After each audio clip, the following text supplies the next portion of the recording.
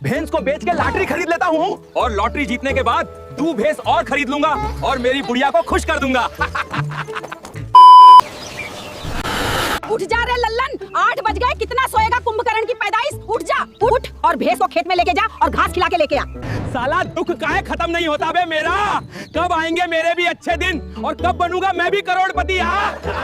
अरे वाह, अच्छे दिन आने वाले लगता है। शायद लॉटरी जीतने वाले को 1 करोड़ रुपए मिलेंगे। अब मैं जीतूंगा पे।